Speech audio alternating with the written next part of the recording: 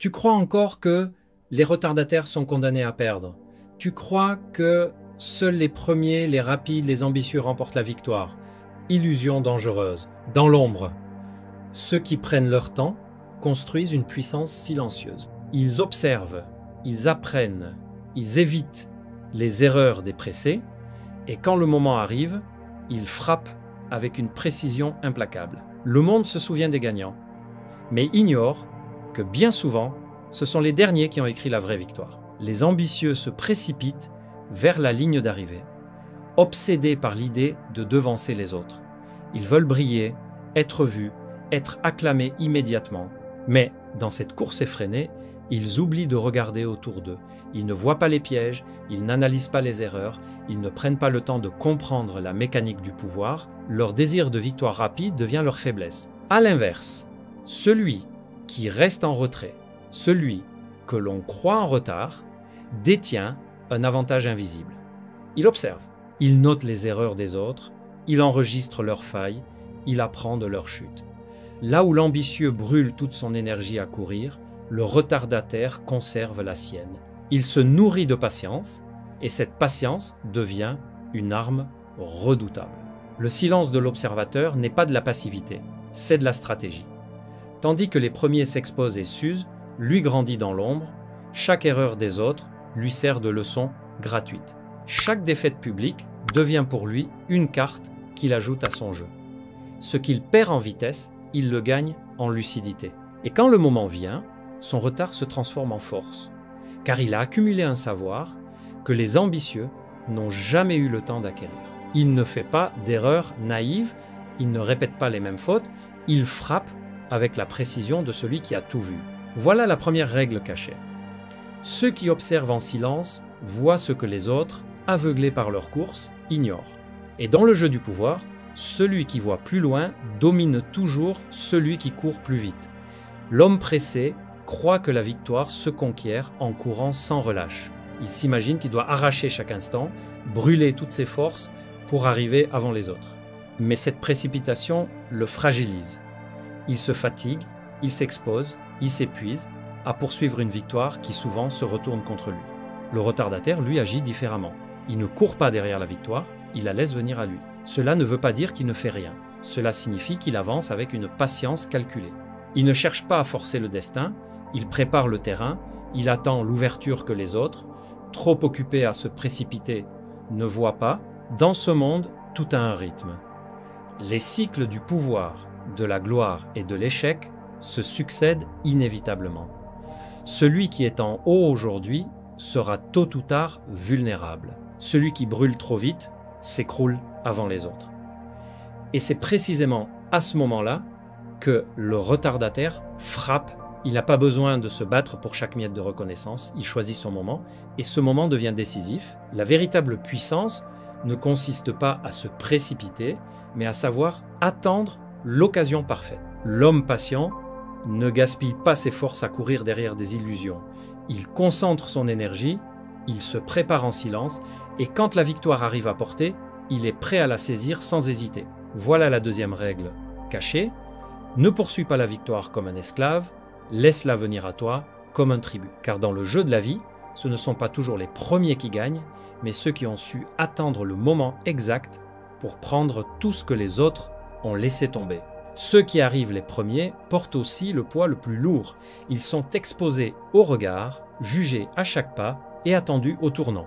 Leurs erreurs ne passent jamais inaperçues.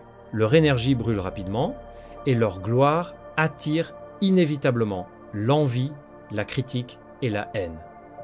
Ce qui semble être une avance devient en réalité un piège. Le retardataire, lui, observe en silence. Il sait que la route est longue et que la précipitation use ceux qui partent trop vite. Les premiers s'épuisent à défendre leur position, ils dépensent tout leur souffle à rester au sommet. Mais ce sommet est fragile. L'histoire est pleine d'hommes glorifiés un instant et oubliés le lendemain, détruits par la pression de leur propre succès. C'est ici que le retardataire trouve son ouverture. Quand les premiers chutent, c'est lui qui ramasse les morceaux. Il prend leur place sans avoir subi leur usure. Il s'avance quand les autres sont déjà fatigués, il s'impose quand la gloire des premiers s'effondre sous son propre poids. Sa patience se transforme alors en avantage et sa lenteur en stratégie gagnante. Comprends ceci, le temps est l'allié des derniers, car chaque victoire précoce prépare aussi une chute précoce. Et chaque chute crée un vide que seul celui qui attendait peut remplir. Ce n'est pas la vitesse qui décide, mais la capacité à durer jusqu'à ce que les premiers s'écroulent d'eux-mêmes. Voilà la troisième règle cachée. La chute des premiers n'est pas un accident, c'est une certitude. Et ce sont les derniers, ceux qui ont attendu, qui héritent de ce que les pressés ont perdu. L'homme qui goûte trop tôt à la gloire vit dans l'illusion de sa propre invincibilité. On l'applaudit, on le célèbre, et il finit par croire que sa réussite est éternelle. Cette illusion le rend aveugle. Il se croit au-dessus des lois, au-dessus des autres, intouchable. Mais c'est précisément dans cette arrogance que germe sa chute. Le retardataire, au contraire, connaît l'humiliation. Il connaît l'attente, les regards moqueurs, les jugements de ceux qui le croient faible ou incapable, mais ce qu'il endure dans l'ombre devient une arme, car l'humiliation forge une lucidité que la gloire ne donnera jamais. Elle apprend la patience, la résilience, et surtout, elle oblige à observer avec attention. L'homme humilié développe une conscience plus aiguë du monde qui l'entoure. Il voit les illusions que les autres ne remarquent pas. Il détecte les failles que la gloire masque aux yeux des premiers. Chaque moquerie subie, chaque défaite encaissée devient une leçon gravée profondément. Là où les premiers s'enivrent de leur victoire, le retardataire s'entraîne à ne pas répéter leurs erreurs. Et lorsque son heure arrive, il n'avance pas aveuglément. Il avance avec la sagesse de celui qui a souffert, avec la prudence de celui qui a observé, avec la détermination de celui qui sait que la gloire est fragile. Là où les premiers chutent par excès de confiance, lui s'élève grâce à la conscience forgée par l'humiliation. Voilà la quatrième règle cachée.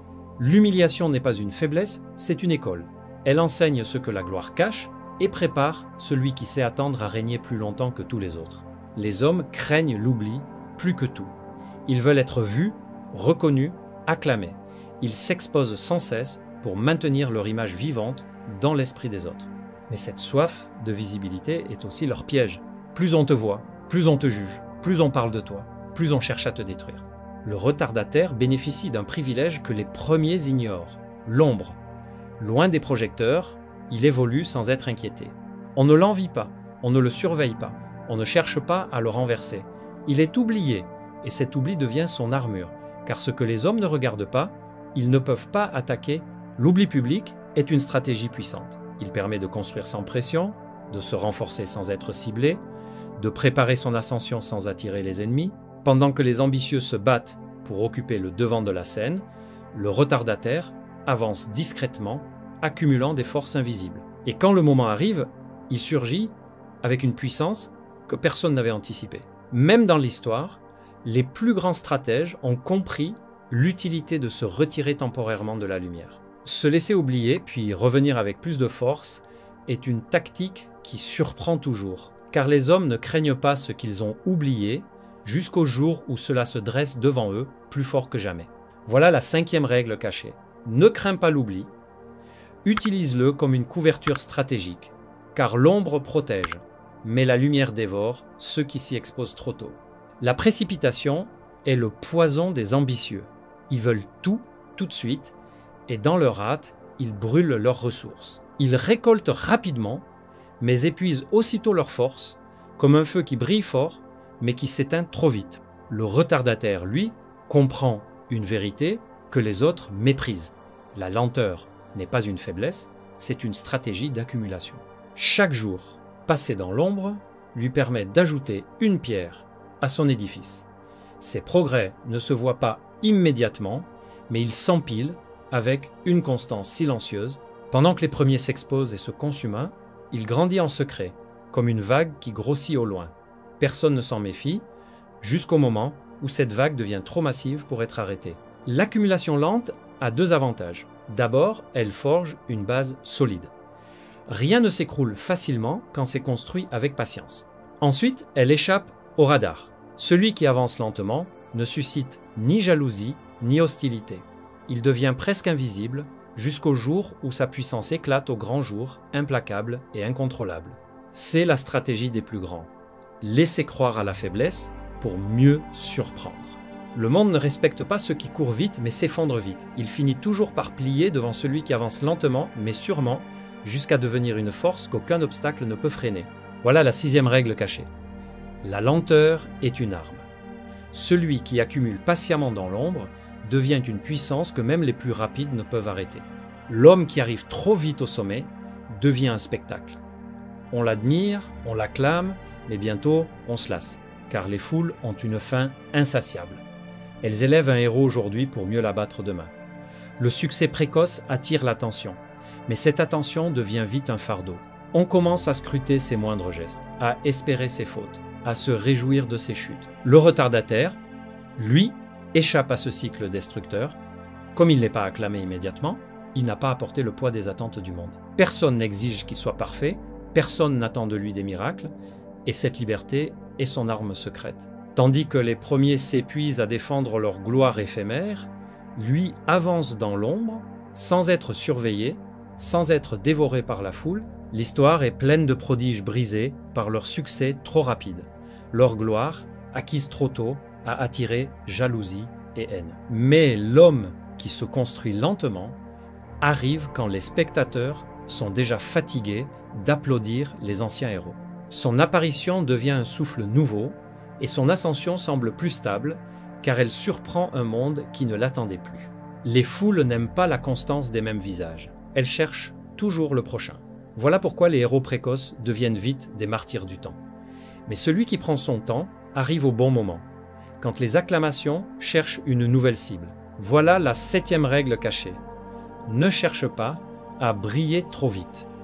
Laisse les foules se fatiguer de leurs idoles, et quand ton heure viendra, elles t'accueilleront comme une révélation inattendue. La plus grande prison de l'homme n'est pas construite par les autres, mais par lui-même. Ce sont ses illusions, ses croyances fausses, ses espoirs aveugles qui l'empêchent de voir la réalité telle qu'elle est. Le pressé croit qu'il domine parce qu'il est en avance. Le faible croit qu'il est aimé parce qu'on le flatte. L'arrogant croit qu'il est invincible parce qu'on l'applaudit. Mais tous ces miroirs sont obscurs et tôt ou tard, ils se brisent. Le retardataire, lui, apprend à affronter ses illusions. L'humiliation, l'oubli, la lenteur forcée deviennent des miroirs implacables. Il lui renvoie ses faiblesses, ses manques, ses erreurs. Là où l'homme pressé fuit ses défauts en courant, le retardataire est obligé de les regarder en face. Et c'est cette confrontation qui le rend plus fort. Affronter ses illusions, c'est comprendre que la vie ne suit pas les contes qu'on nous raconte. C'est pas toujours le plus brillant qui gagne, ni le plus aimé, ni le plus rapide. C'est celui qui supporte de voir la vérité nue aussi, dure soit-elle. Car la lucidité est une arme plus puissante que l'enthousiasme. L'homme qui ose se regarder dans ces miroirs obscurs devient inébranlable. Car une fois qu'il a accepté ses faiblesses, personne ne peut plus les utiliser contre lui. Une fois qu'il a brisé ses illusions, personne ne peut plus l'enfermer dans des mensonges. Ce que les autres croient être un retard est en réalité un entraînement secret, une école invisible, où il apprend ce que les premiers ne verront jamais. Voilà la 8e règle cachée. Celui qui affronte ses illusions devient plus dangereux que celui qui les fuit. Car un homme qui s'est déjà confronté à sa propre vérité n'a plus rien à craindre de la vérité des autres. Le retard n'est pas une malédiction, il est une matière brute que tu peux transformer en puissance si tu sais comment l'utiliser. Là où les autres voient une faiblesse, toi tu dois voir un levier. Mais pour cela, il te faut des techniques précises. La première consiste à observer sans cesse. Chaque instant de retard est une occasion d'apprendre de ceux qui passent avant toi. Analyse leurs forces, mais surtout leurs erreurs. Ne te presse pas d'agir, absorbe, note, retiens. Ton retard devient alors une bibliothèque d'expériences volées aux autres. La deuxième technique est d'économiser tes forces. Là où les premiers brûlent toute leur énergie à impressionner, toi tu conserves la tienne. Tu avances lentement, mais chaque pas est stable. Quand les autres s'épuisent, toi tu es encore debout, prêt à frapper au moment opportun. La troisième est l'art de la surprise. parce que personne ne t'attend, ton retour est toujours plus puissant. Le monde aime croire que tu es fini, oublié, incapable. Utilise cette illusion à ton avantage, travaille dans l'ombre, prépare-toi et surgis quand ils sont les plus vulnérables. L'effet de choc décuple ton impact. Enfin, il y a la technique de la redéfinition. Transforme ton retard en récit. Je ne suis pas en retard, je construis dans l'ombre. Cette narration change ta perception et celle des autres. Tu n'es plus un perdant, tu es un stratège patient. Voilà la 9e règle cachée. Le retard n'est pas une perte de temps, mais un terrain fertile pour bâtir une victoire plus grande. Celui qui sait le transformer en levier finit toujours par dépasser ceux qui l'ont méprisé. Le monde glorifie la vitesse, l'éclat, la victoire immédiate. On célèbre les premiers, on admire ceux qui brillent vite et on méprise ceux qui traînent derrière. Mais cette vision est naïve, car la précipitation consume et la gloire rapide attire autant d'ennemis que d'admirateurs. Ce que l'on appelle retard est en réalité une autre forme de puissance. Une puissance silencieuse, patiente, qui finit toujours par s'imposer. Le retardataire n'est pas faible. Il est invisible. Et cette invisibilité est sa plus grande arme. Il avance à son rythme, il apprend des erreurs des autres, il accumule sans bruit, pendant que les premiers s'épuisent à défendre leur gloire, lui prépare sa montée. Et quand il apparaît enfin, il ne se contente pas d'égaler les premiers, il les écrase, car il arrive armé d'une expérience et d'une endurance qu'ils n'ont jamais eue. Le retard n'est donc pas une faute, mais une stratégie. Il permet d'éviter l'usure, de contourner les pièges, d'arriver quand les autres sont fatigués et vulnérables. Le retardataire n'a pas besoin de courir, il laisse les autres se détruire d'eux-mêmes, puis il prend leur place. Voilà la vérité finale. Le respect et la victoire n'appartiennent pas toujours aux premiers, mais à ceux qui savent attendre. Le retard n'est pas une faiblesse, il est une stratégie cachée que seuls les plus lucides comprennent. Souviens-toi de ceci, le monde ne se souviendra pas de ta lenteur, mais de ta victoire. Et si tu sais transformer ton retard en force, tu domineras toujours ceux qui t'avaient méprisé.